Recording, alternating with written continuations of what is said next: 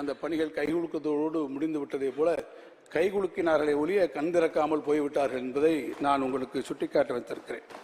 63,246 கோடி ரூபாய் மதிப்பீட்டில் சென்னை மெட்ரோ ரயில் திட்டம் 2ஆம் கட்டம் நம் நாட்டிலேயே ஒரு மாபெரிய கட்டமைப்பு திட்டமாக நடந்து கொண்டிருக்கிறது. இந்த ஒவ்வொரு மாநிலத்திலும் வரக்கூடிய இந்த மெட்ரோ ரயில் திட்டத்திற்கு ஒன்றிய அரசு தன்னுடைய பங்களிப்பை வழங்கும் என்பதுதான் இரண்டு பேருக்கும் இருக்கக்கூடிய ஒரு அக்ரிமெண்ட். 50% ஒன்றிய அரசு, 50% மாநில அரசு. நம்முடைய மாண்புமிகு ஒன்றிய உள்துறை அமைச்சர் கூட சென்னைக்கு வருகை புரிந்து நம்முடைய எதிர்க்கட்சி தலைவர்களோடு கைகுலுக்கி அதற்கான திட்டத்திற்கான அடிக்கல் எல்லாம் நாட்டினார்கள்.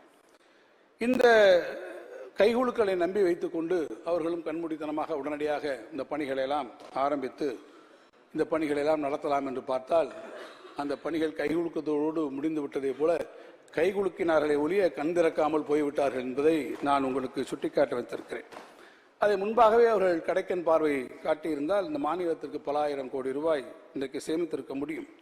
இந்த திட்டத்திற்கு 17/8/21 திட்ட முதலீட்டு வாரியம் PIB ஒப்புதல் கொடுத்தது.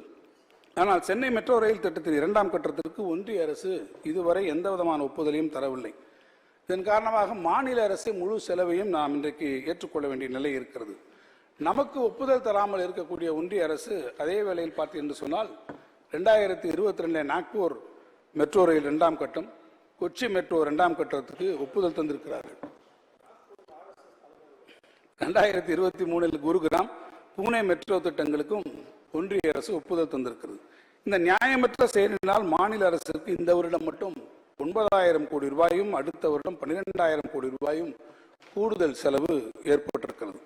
ஒன்றிய அரசு தன்னுடைய கடமையை நிறைவேற்றாததால் மாநில அரசுடைய கடனும் பற்றாக்குறையும் மீண்டும் இதில் அதிகரித்திருக்கிறது. ஒன்றிய அரசு விரைவில் இந்த திட்டத்திற்கு ஒப்புதல் அளிப்பார்கள் என்று நான் நம்புகிறேன். அதில் இப்போது வெளிநடப்பு செய்திருக்கக்கூடிய சமீபத்திலே மனம் மாறிய மைந்தனாக மாறியிருக்கக்கூடிய நம்முடைய மாண்புமிகு எதிர்க்கட்சி தலைவர் அவர்களும் இதற்கு குரல் கொடுப்பார் என்று நம்புகிறேன். நேற்றைய தினம் உரையாற்றி இருக்கக்கூடிய கோவை தெற்கு சட்டமன்ற உறுப்பினரும் இதற்கு உரிய அளவிலே ஒத்துழைப்பார் என்று நான் திடமாக நம்புகிறேன். பாதகம் செய்பவரை கண்டால் நாம் பயங்கொள்ளலாகாது பாப்பா, மோதி மிதித்து விடு பாப்பா, அவர் முகத்தில் உமிழ்ந்து விடு பாப்பா. அண்மை செய்திகளை உடனுக்குடன் தெரிந்து கொள்ள இணைந்திருங்கள் இயம்நாடு தொலைக்காட்சியுடன்.